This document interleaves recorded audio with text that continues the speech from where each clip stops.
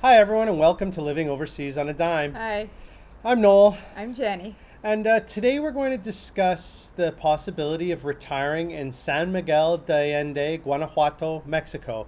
So join us and see our take on the pros and cons, what we call the straight talk for retiring in San Miguel de Allende.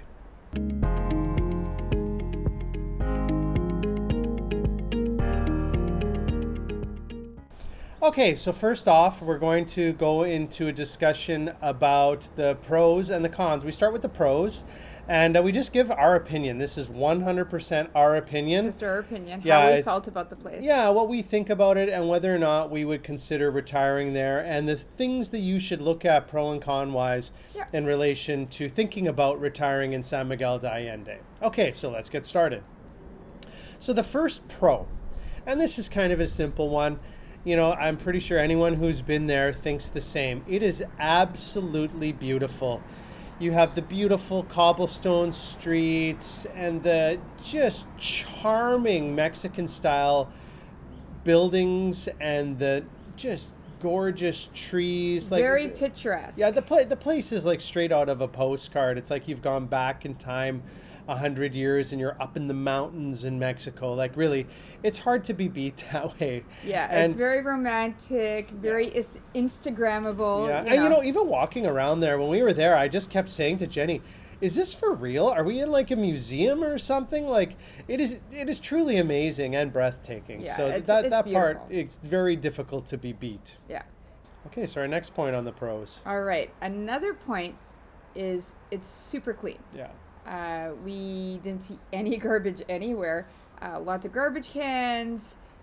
Yeah, they had street sweepers, like very clean. No issues with that Yeah. whatsoever. And you may not think that this is a huge point, but I'll tell you, based on our travels in other parts of Mexico and other parts of the world, a clean city matters. It's good for does. hygiene. It means there's less animals walking around, and it's just good for health. Yeah. So our next pro, and this is important for us because we're not vehicle people, is that it's very walkable. You pretty much can walk around the entire city, and if you've got a good set of legs on you, no mobility issues, you can walk even to some of the larger stores and all over town, pretty much. Now, you know what? You have to be able to walk for that to be the case, and as we'll get in with some of our cons, there are some small issues with that, but just, you know, it is very walkable. Yeah. So the next point is food. Food, food, food. San Miguel is known for the foodie mecca. Yeah. And it really is. There's restaurants everywhere. There's rooftop cafes. There's restaurants all around the nice square. If you want good food, go to San Miguel. Now, that being said, it's not cheap, Yeah. but it's available. Yeah. You know, And you know, sometimes it may not even seem like it's there, but you go into one of these hidden little courtyards and you'll find this charming little restaurant. And yeah, they're definitely there. You just need to look a bit. yeah. So food. If you're a foodie Yeah. and you want to eat well, go to San Miguel. You will not be disappointed. Next on our list of pros is that there's a very close-knit expat community there, and just a close-knit community in general. One of the things that we found is that even just talking with some of the Facebook groups and stuff, everyone was very, very helpful and very willing to say, hey, you should really go here. Hey, you should really go here. Even for homeschooling and whatnot, we did reach out. Sadly, nothing ended up working out, but there was a lot of it was very welcoming, and people really wanted to, you know, let us in with open arms, sort of things. Considering they didn't know us at all, and we were Yeah. only there for a short time, Yeah. it was really impressive how close knit the community is there. So I imagine if you're looking for a really nice, close-knit community in a smaller city, this would be the place for you. Lots of group meetups. Yeah. And we saw that a lot, right? Yeah, it's very Like, social. very social, and I think that's a large part of it. Lots of people meet up at restaurants. Yeah. Lots of people meet up at music events. Like, there's lots of stuff going on in Yeah. this city. And everybody seems to talk to everybody. Everybody knows each other. So it's a really nice, close-knit community. So if you're looking for that, we would highly recommend Yeah. it. Segueing into that, friendly. We everybody seemed super, super helpful, super friendly. We kind of got lost a couple of times. No problem. We asked people and they gave us some advice, and we were looking for a bakery, and someone pointed us in the right Yeah. direction to a good bakery. So really, really friendly. Even we met this one lady on the street who initially is like, "Who the heck are these guys?" And asked her about how she got mail, and she went into this Yeah. big thing, telling us how there's a mail like forwarding service from the States, and she was super friendly. Super And nice, it was pretty cool that we're nobody. She didn't know who we were, but she went on and gave us full instructions on how this worked, and Yeah. it was really nice actually. And even the taxi drivers, like we took a couple of taxis and super nice. Yeah. So yeah, we were really impressed with how friendly a place it was. The next one, and this is similar to the friendly one once again, it's just there's lots of activities going on. There's a lot of different things. You just got to join a couple of Facebook groups, make a couple friends online, and all of a sudden you'll be invited to all sorts of stuff. There's almost something going every single day.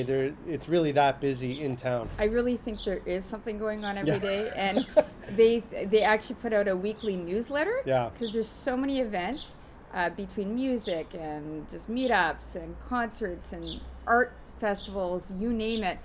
So they put a weekly newsletter out saying what is happening. Yeah. So if you're looking for socializing and going out, it's definitely the place.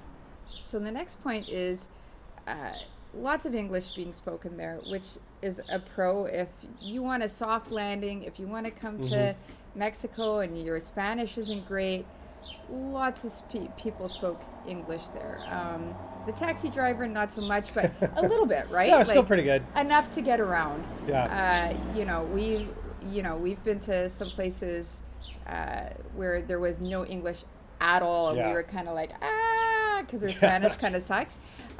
But there, we had no problems communicating in English with people. It's kind of nice if, like I said, if your Spanish isn't good, Yeah. it really helps. Next point is transport. Now, we don't really mean that there were buses and whatnot in town. We preferred to walk. I don't even think we took a bus. No. But No.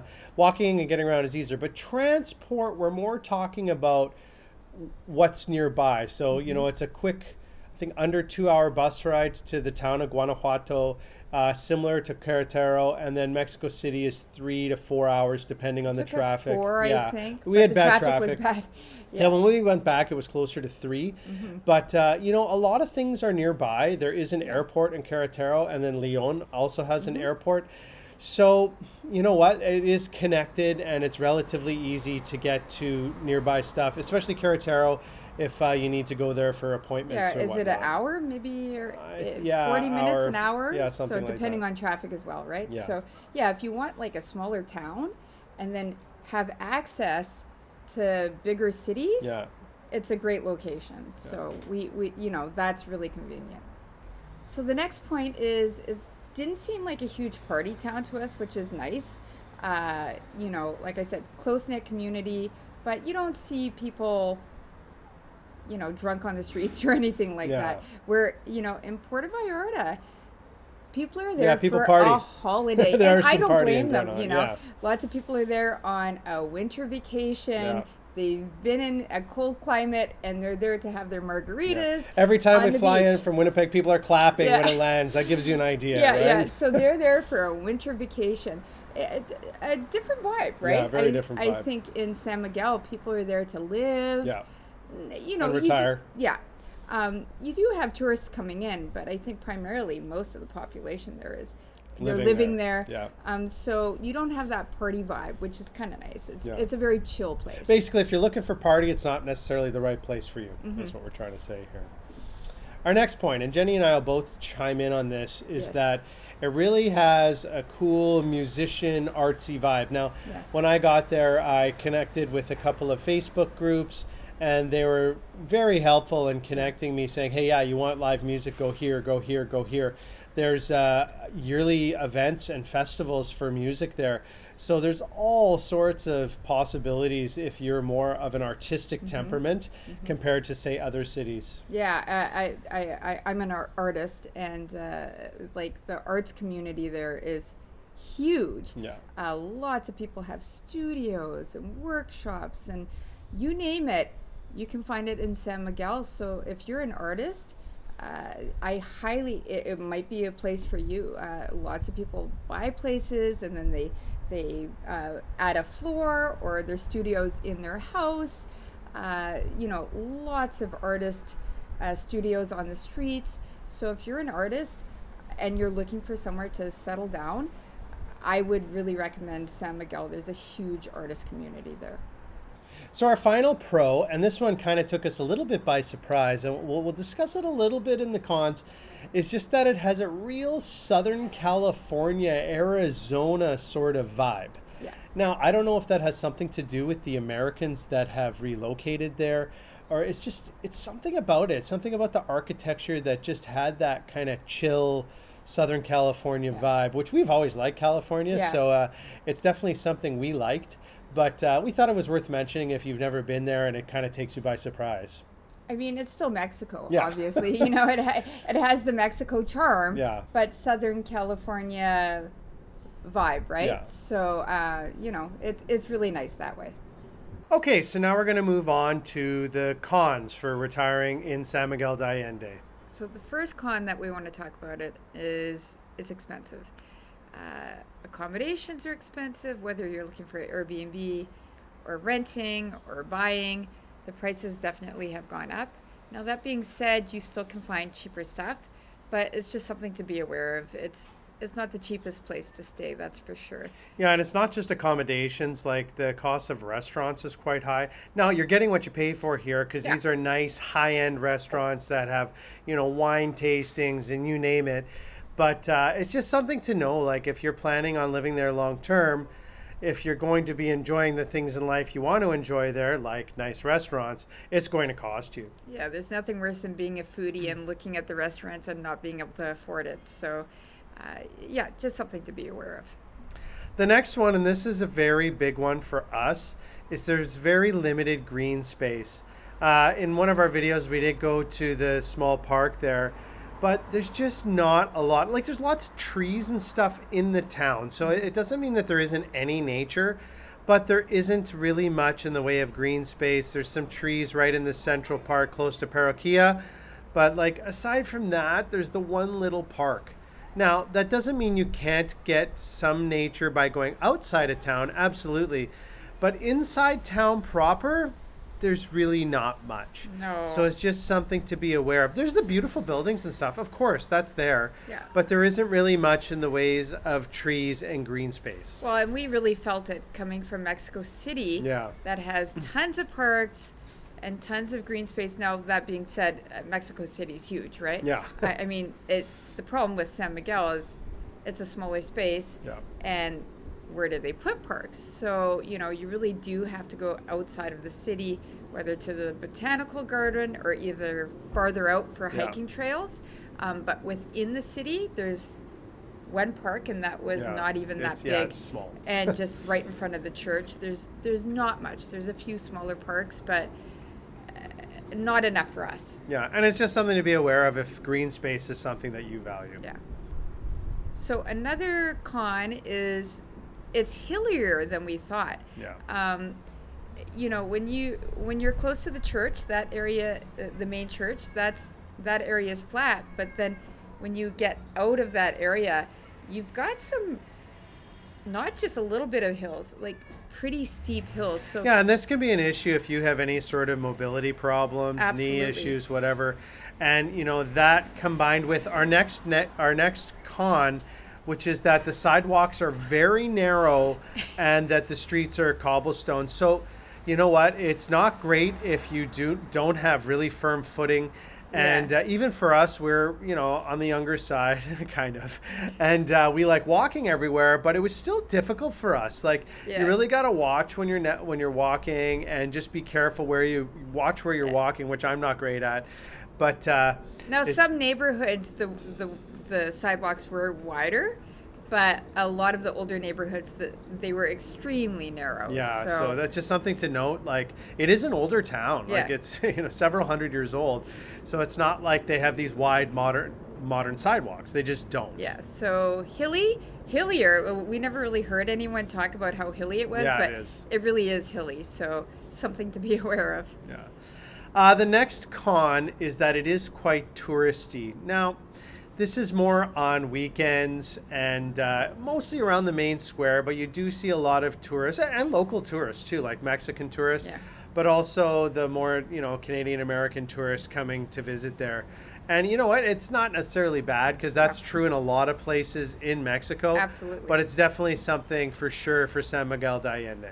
So another con was that there's not a lot of Walmarts, nothing like that, just because it's more of a historical city, right? Yeah. So we did go to a couple of bigger grocery stores that are new. Marketplace, I think it was called. I can't remember, but Yeah, it's kind of on the outside of town. yeah. So they do have a couple of bigger grocery stores, which was really good to see. Yeah. But if you need to go buy clothing or if you want malls, you're gonna have to go to Querétaro for that, or that's probably the closest. Or I would spend say. more and buy kind of at a local fancy shop. Yeah, Like those yeah. are really your options. Yeah, there. you've got lots of like boutique stores there, Yeah. but nothing like a Walmart or anything like that, No. right? So, yeah. So for grocery stores, they had a few bigger ones, but like if you want to go buy clothing or if you're looking for a mall, you're gonna have to go to Querétaro. So just something to be aware of. So another thing that we really noticed more than other cities is that there's a lot of gated communities. Now, we've seen that in Puerto Vallarta, we've seen that in some other cities, but usually it's like newer developments kind of outside of the city. But for some reason, there were just gated communities everywhere. Like Yeah, there's one even- like right dead center. It's pretty weird. It's like you can kind of see in and you see a pool and stuff, but it's definitely kind of strange where, and this is kind of a San Miguel thing as a whole. You have a lot, like you have your walls and then you have a little courtyard inside your place that may or may not have a pool. And it's something Yeah. that's quite different from the other parts of Mexico that we have been to. Yeah, it seemed really closed off. Like we were joking, like, what's behind that door? Yeah. Every single house has a massive door, and then like behind that is your courtyard and Yeah, your your yard private space. and your private space. It's great if you live there, but it felt very closed off to us. Yeah. You don't see anyone on their balconies or anything like that. Everything's like behind closed doors. And the gated communities felt very strange to us. Like, I think a lot of people like those because from what we've seen when we were looking at real estate, a lot of the gated communities have like green grass, they have a communal pools. pool, Yeah. right? That kind of thing. So that's nice, I guess. If you have kids, they can run around, you can share a pool, and you get to know your So neighbors. maybe a con or a pro depending on how you look at it for this one. Right. Okay, the next one. Now, this has a little bit to do with a pro we missed, which is the weather. The weather in San Miguel, for the most part, year-round, is quite moderate. Yes. When we were there, it was blistering hot, and this will go into our con, which was April, by the way. Yeah. April, May gets pretty hot there. Yeah. The con is that there's no air conditioning in the buildings. Now, I you may- think some more modern units maybe, might. but for the most part, I'd say like 90% of the places Mm-hmm. do not have air conditioning. And it's also weird that they don't have screens on the windows, which this leads to our kind of additional con here. There's actually a lot of mosquitoes there. Lots of which mosquitoes. really surprised us with how dry San Miguel de Allende Yeah. is. Yeah. And we just got devoured, and our place, which was beautiful, didn't have any screens. No so it was screens on the super windows. hot, no air conditioning, and we had to open the windows. So Yeah. we basically just got devoured and had a horrible Yeah. time sleeping, really, as a result. So you really do need a fan, or at least At fans. least screens Yeah. on the windows, for Yeah. heaven's sakes. Now, that being said, again, I think maybe some of the newer complexes Yeah. in the gated communities look for screens Yeah. because the mosquitoes are bad. Look Yeah, for you know- screens and maybe aircon if they have it, or at least ceiling fans. The thing is is, a must. I think a lot of people moving to San Miguel de Allende are looking for the older Mexican style places. Yes. So with knowing that, just have a look at the windows. Can they be closed? Do they have screens? Even if you don't want air conditioning, Yeah, because you yeah. could probably survive without it. Yeah, you need definitely fans. need screens Yeah. on your windows for that to be okay. Yes, so just a heads up, lots of mosquitoes. So this was kind of a con for us, but it might be a pro for you. It is an older demographic. I think a lot of people go there to retire. Yeah. Similar to Puerto Vallarta. Now, that being said, we did see a few younger families, and when we were chatting with people on the Facebook groups, it seems like younger families are moving there. Again, I think a lot of families do live in the gated communities, which might be more outside of the city. So we didn't see that many when we were there. It really did seem like maybe 60 and up, lots of people retiring there. So for us, it seemed like an older demographic. But that may be what you're looking for, right? Once again. Yeah. And it's kind of like, it's an interesting like sibling to Puerto Vallarta. Puerto Vallarta, you have the little bit more of a like relaxed party crowd. Even if they're retired, they may be out going to bars and stuff now and then. Yeah. Whereas San Miguel, it's almost like a kind of a more artsy, even a slight bit upper class Yes. sort of retirement. So it really Yes. depends on what you're looking for. Like, do you want more arts and music, or do you want beach and kind of a relaxed, go to the bar sort of vibe? Yeah. Just really depends on what you're looking for in your retirement. Yeah. And the last con.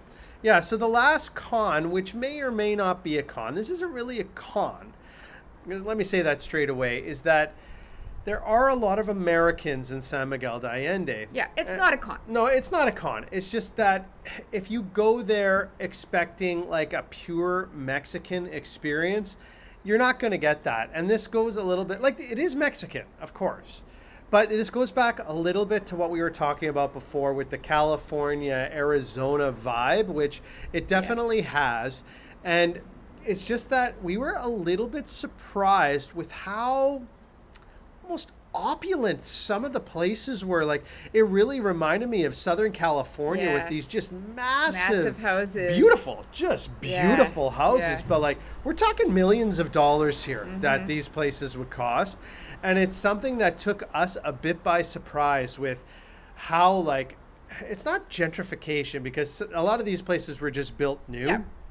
But at the same time, it was very American, and it kind of was just a little bit surprising. I don't know. Now, that being said, where we were staying, or Airbnb, was right close to the bus station, and that area is it's more local and a Mexican. lot, So when we went there and we walked to the fancier areas, you really saw a difference. You can definitely see a difference between the kind of more established expat life and the local life. Yes. There is a definite disparity there. You're not living right amongst the locals, and I don't think that that's really the lifestyle that is being portrayed, right? Like, I think San Miguel, it is a very nice place. It's beautiful. There's a lot of great places there. Now, the real question is, would we retire there? Yeah, probably not. It's just not really for us.